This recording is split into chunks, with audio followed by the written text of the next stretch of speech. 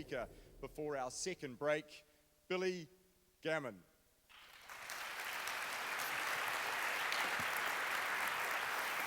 Thank you, Andrew. Ladies and gentlemen, it's an absolute honor to be here today amongst an unbelievable kind of list of distinguished speakers.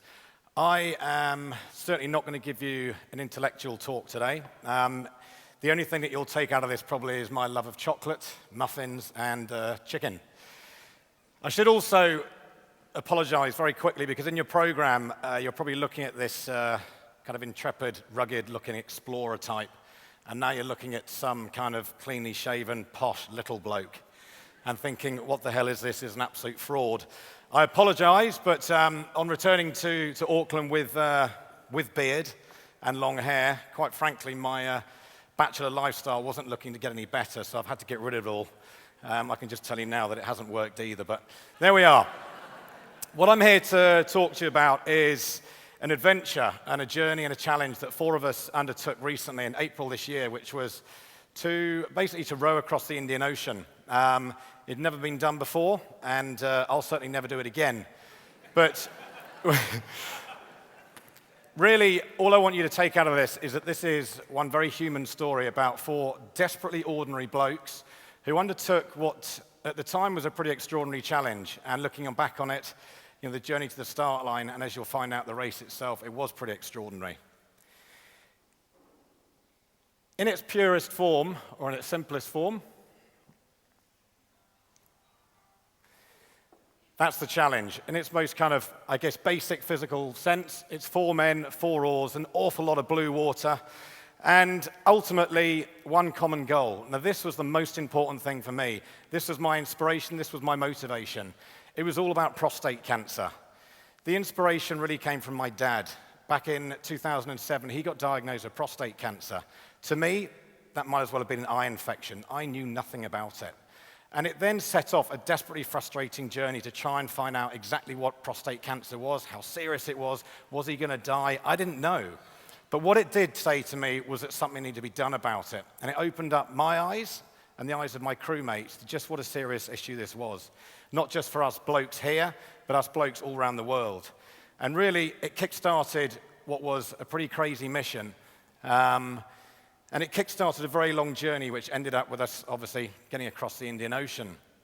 And I just thought, what better way to do that than spend 81 days sat on our prostates? It all just seemed the right, sensible thing to do at the time. So look, that then, I guess, set off a chain to get the rest of the crew. And, you know, I'm honored to have done it with these 3 guys. You've got Matt Hampel, you've got Tom Wigram, then at a much later stage, you've got Pete Staples, who was chosen via a nationwide search. Crazy, but I'll come to that. We then had to somehow transform ourselves into rowers. When we agreed to do this challenge, none of us had ever picked up an oar before. So we were, and genuinely my CV was bereft of any kind of rowing credentials. It still is. By night, we were the usual cross-dressing eccentrics that we always used to be. Ultimately, we're very normal people. We love to, you know, cross-dress, and that's us 2 days before the start line. Very professional. And look, there was the challenge. It's pretty simple. You get to Geraldton Harbour on the west coast of Australia, you turn left, you kind of go west, a little bit smidgen north, and you're pretty much there in Mauritius. 5,742 kilometers later. To put it in context, more people have touched the surface of the moon than have crossed the Indian Ocean. There's a very good reason for that. It's a pretty stupid thing to do. Especially when you're trying it in what can only be described as a floating cork. There it is. It's 8.8 meters long. It's got solar panels for energy. It's got 2 cabins, one of which we flooded on day 2, so that took down to 1 cabin. And when you have to, it had to be unaided, so you're totally self-sufficient. So when fully loaded with all your food, your equipment, your ballast, and your crew, it weighs about 3 tons. The only reason I was part of the crew, I think, is because I weigh about 50 kgs. The rest of the crew, they're big guys. We were, as I said, complete novices. We had never picked up an oar before. And I'm a great believer that you're only as good as the team around you. And we were just so lucky. We had the best. We had Rebecca, who was the wife of Tom, and we also had Al Guire, an experienced America's Cup campaigner, a very experienced mariner. But there was an army of other people that came to the party to help us, an army of unbelievable Kiwis, And unbelievable people from across the world. Down at Pier 21, they gave up all their time, their money, and efforts and everything. They just came and they basically made this challenge happen for absolutely nothing. One of the big problems for us was obviously we didn't have any ocean time. We needed to get into the ocean. We needed to experience the waves, the hauraki, whatever it is, as much as we could. The first problem we had was with the boat. The boat arrived. We'd been absolutely guaranteed that it was race ready. That is not race ready. So Pier 21 being Pier 21, full of unbelievably inspirational and generous Kiwis, took it in. And then we had to set to work basically on transforming what was nothing more than a floating tank into a race-ready rowboat. And so the transformation, took place, and over 6 weeks, we worked on it day in, day out. Obviously, we were working. Hope my boss isn't here.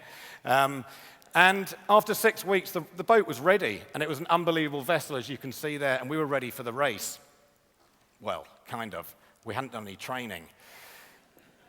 Because of the problems with the boat, a lot of our training, our ocean training, was restricted to this thing. It's something that Blythe would have been proud of. It's basically called a whaler. It's desperately unsexy. We're trying to get sponsors. We're trying to get people to come and watch us in a whaler. Unbelievably difficult. That was the first time in the whaler. It took us 15 minutes to actually row the correct way. So it was a steep learning curve for us. But look, eventually it was ready, and we got it out for the 48-hour sea trial out in the Hauraki, and that taught us a few lessons, but ultimately it just taught us that the boat was ready, it was robust, it was safe, and actually we knew what we were doing. But before all of that, after that, during the sea trial, nothing was easy during this campaign. We managed to hit something. We don't know what it was, but it ripped a hole in our hull. So 2 days before we're leaving for Western Australia to start the race, we got a hole in our hull. Again, Kiwis just dropped everything, came to help us. The radio blasted on the airwaves, and we had a boat, and it went out to Western Australia. All the other training, basically we were confined to the gym, 4 hours a day, so I was always late for work or leaving early or having a very long lunch. But also, trips to the kind of inspirational characters like Rob Hamill, who just dropped everything. He had no reason to engage with us. He had absolutely no reason to support us or anything, but he did. There was something that he believed about us that was, I guess, kind of sparked his interest.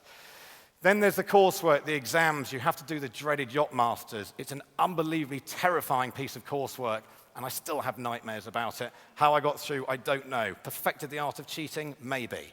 But ultimately, for pretty strenuous courses, you had to pass the exam so that you were ocean fit. The other major challenge for us, and it goes back to really the theme of today, the whole Sir Ernest Rutherford quote. The timing of this challenge coincided with the onset of what can only be described as the mother of all economic downturns. Perfect timing to try and launch something like this, which cost $200,000 just to get to the start line. What it taught us, though, and this is absolutely not a word of a lie, we had to turn to quotes from the likes of Sir Ernest for inspiration. If you haven't got the money, you've got to think. Anything's possible, you've just got to think. And with that in mind, we did something which was unbelievably risky. And it's something I look back with now with enormous pride, actually, that we actually had the courage of our convictions to do it. But we had to build a brand, we had to build credibility, we had to build some kind of respect in the community so that people would engage with us and ultimately sponsors would come to us, et cetera, et cetera. So we approached the radio network and said, look, will you act as our media partner? Will you help us launch this? Yes, the prostate thing was a big thing for them as well, but far more than that, they just kind of believed in the whole thing, anything is possible. And through them, they launched this concept. We all launched this concept called the Find a Fourth. We basically did a nationwide search for our fourth man. Utterly crazy. And please, I encourage you, do never ever do that if you're going to do something like this, because it is fraught with potential disasters. As it happens for us, it was an absolute godsend, and it was a real turning point for us in our campaign. We had so many people engaged in it. We had 81 people literally just volunteer to join as our fourth man. And we're not talking about going down to your local petrol station, queue up for a Mars bar. This is 3 months in a rowboat with 3 nutters who you've never met. One of them, a pom. I mean, that's enough. But it was unbelievable. And basically what it did 2 things. First of all, it got us our fourth man, a guy called Peter Staples, an absolute rock, and by far and away the best choice. But it also engaged the New Zealand public into what we were doing, and with that, along came the sponsors. They weren't interested in us before we had a media partner. Suddenly, people started talking about it. There was this whole kind of human story behind it. And actually, the challenge just started to build momentum. With momentum, we got more speaking opportunities. We got more PR, became more abundant. But first and foremost, as I said, it was the sponsors. And suddenly, we had a whole array, an amazing portfolio of sponsors who came to the party and ultimately helped to get this off the ground. With that in mind, we had to apply exactly the same rules to our fundraising. There was no point in just going cap in hand, going, please give me cash, I'm going to go and row across an ocean, and it's going to be weird, and we might die, I don't know. But we had to do something creative. We had to basically give you something back. And there were a couple of ways we did this. We did a charity race day where we got loads of kind of celebrities, albeit Z-list. But it was a lot of fun, and actually it gave people an opportunity to engage with us. We told them all about the story. We did a comedy night where we got some of the best New Zealand acts in the land. But also, just on the personal donation level, we wanted to get as many people with us. We wanted to kind of grow this family of supporters. So if you were to donate $50, we'd give you a photo on the boat. That photo would be in our cabin, and I can't tell you how important that was for us. Or you could write a message. You could tell us how much you're enjoying your pizza, your chips, your whatever it was. I don't care. But in our time of need, we turned to all of those messages. And a lot of them are from people we have no idea who they are. We've never met them. But they inspired us, they kept us going, and they gave us the energy. But it was all about just getting people involved in this campaign. Did it work? It did, on 3 accounts. Firstly, we got Telecom on board as the major sponsor. The great thing that we did with Telecom, or that Telecom did with us, they basically offered free prostate checks for all men over 45. Now, they are an unbelievably big employer in this country, and I can't tell you how that made me feel, but I know that standing here right now, I can guarantee you that we have saved some people's lives. I don't know how many, but we have had it absolutely guaranteed that 2, maybe 3 men were diagnosed with prostate cancer as a direct result of this. So I'm pretty proud of that, and it made sure that we could go on the boat knowing that in our hearts we'd kind of achieved everything before we'd even started. Number 2, John Key phoned us in the middle of the ocean. Gordon Brown didn't phone any of the Pommy teams. John Key phoned us, which said to me 2 things. I must change my allegiance to National, but also that it had touched people. For John Key to actually pick up his phone, phone us, Indian Ocean, he's got to get hold of our satellite phone number, everything, whole load of complications. He's a busy man, he didn't need to do that. Inspirational for us, I can tell you. Actually, there is quite a funny story. Just when he phoned, Tom was using the poo bucket, and he didn't quite make it to the bucket when he heard that John Key was on the phone. And thirdly, and this is probably the most staggering thing, 27 teams signed up to do this. Only 10 of us made it. That's a pretty humbling kind of, I guess, stat for us, because we were the only team, bar none, who had absolutely no rowing experience, and yet we were one of the 10 lining up. So it was great. Anyway, there, as you can see, 19th of April, there we are lined up with 9 other crews, ready to set sail, or I wish we were sailing, set rowing.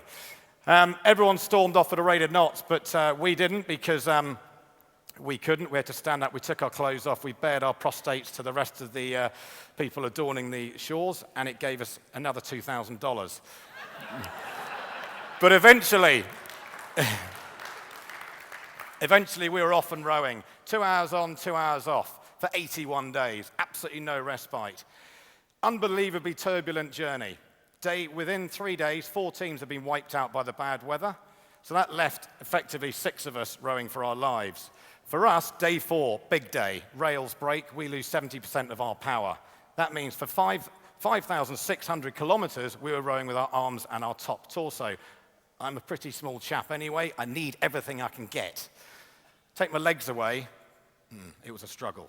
Day 11, we had our first of many power failures. Basically, not enough sunlight hitting our solar panels, complete power failure. What that meant was our desalinator didn't work, which then meant we basically had to hand pump our own water for about 50 days. So you've done your 2 hours on the oars, you get off, you do an hour hand pumping, then you've got absolutely no time to eat or sleep. It played with our minds. On top of that, unbelievably cramped spaces. There you can see Tom and Matt, that's how we slept. Very chummy. Mother Nature threw pretty much everything she had at us. Unbelievably poor weather, which meant that we lost about 25 days worth of food. So we were living off 20% of our food rations for the last 25 days. On top of that, you've then got the small thing of enormous fatigue, sleep deprivation, and basically that played havoc with our minds. So much so that we very nearly imploded, and there was very nearly a mutiny between the two shifts. It was a very, very kind of real experience, and one that I can't tell you. We went to a place that was so dark, and we got out of it, and the way we got out of it, it sometimes takes a tragic, I guess, series of events. And it did. Tom lost his grandfather right in the middle of the ocean, right in the middle of this period. We hadn't spoken to each other for 2 to 3 weeks. Imagine that. You're on a boat and you're not talking to each other for 2 to 3 weeks. Absolutely crazy. Mind's going mental. It is a pressure cooker. Tom's grandfather dies. Suddenly there's a realization that, what on earth are we doing? There's an amazing opportunity here. Why are we doing it? We're doing it for prostate cancer. Not only that, 1,000 people have actually helped us here. We owed it to ourselves, we owed it to other people. And basically from that moment onwards, the trip was an absolute roaring success. We were back as a unit. 10 days out, we go missing. Fantastic marketing stroke PR stunt. It wasn't a stunt, I promise you. During that period, we unfortunately encountered some pretty nasty stuff. We had a capsize 8 days out. We were trying to traverse the waves. One wave was bigger than the other. Pete and I unceremoniously dumped out of the boat. That was fine. Brushed off the egos, got back in. 4 days out from the end, a tanker nearly mows us down. Fantastic. First sight of humans, they're trying to kill us. Anyway, thankfully, the captain, he actually woke up, but the tanker only missed us by between 30 and 45 seconds. So there it was. Eventually, we made our way to Mauritius. And in doing so, 81 days, 4 hours, 2 minutes later, we'd become the second crew to ever cross the Indian Ocean and the first Southern Hemisphere team to ever have done it. With that, we'd rowed for 974 hours. We'd eaten far too many Big Macs. We'd put our bodies through all sorts of trauma. That is someone's bottom. I'm not going to tell you whose. On top of that, we lost over 90 kgs between us. That's me before. I'm blowing my stomach out, by the way.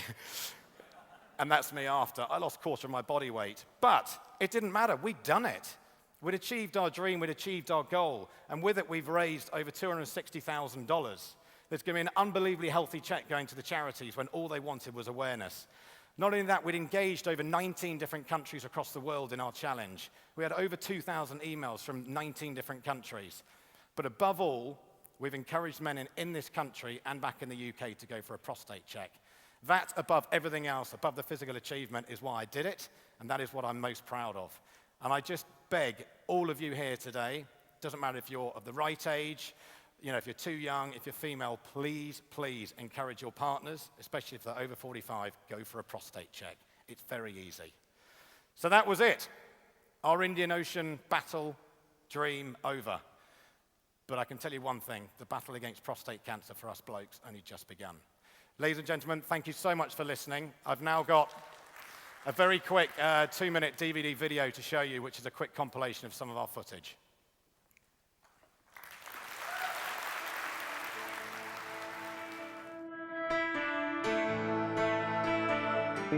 Gathered at the start line. Here we go, boys, and off. On you, Tommy. The first strokes of our race. And you see everyone else has already left us standing. How long before I get in? See what he says. Oh, Bill. Hey, how are you? Before I know what it feels like. That is powder. That was our problem. On the floor. And they're everywhere. How long do I have to climb? Been going on in your mind and I ran out of power. Yeah. So that was, I think, for all of us was a big downer. really.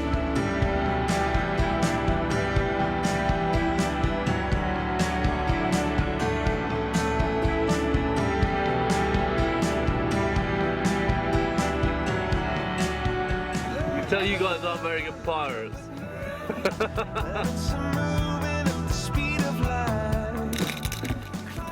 Lollies. In the trees, every chance that you get is a chance you seize. How long am I gonna stand with my head stuck under the sand?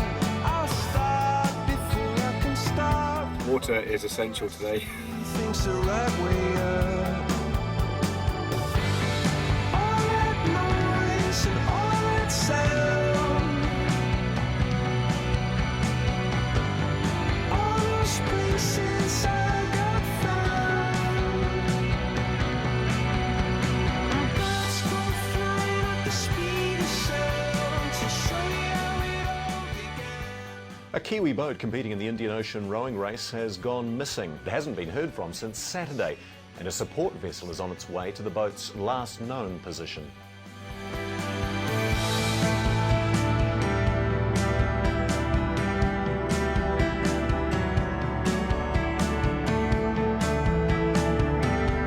I mean, the team's morale is still great, you know. As I said, that's our key strength, is our morale. Have bit of movement. Sliding seat. The buildings that you put up are Japan and China, all lit up. A sign that I couldn't read, or a light that I couldn't see. Some things you have to believe, but others are puzzles puzzling me. All that noise and all that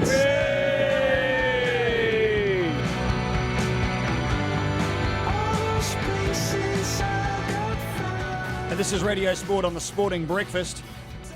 Let's go to the middle of the Indian Ocean. Radio Sports rowing for prostate has gone missing in the Indian Ocean. Men lost radio contact with support staff. Naturally you worry, but they have the best possible support that they could have.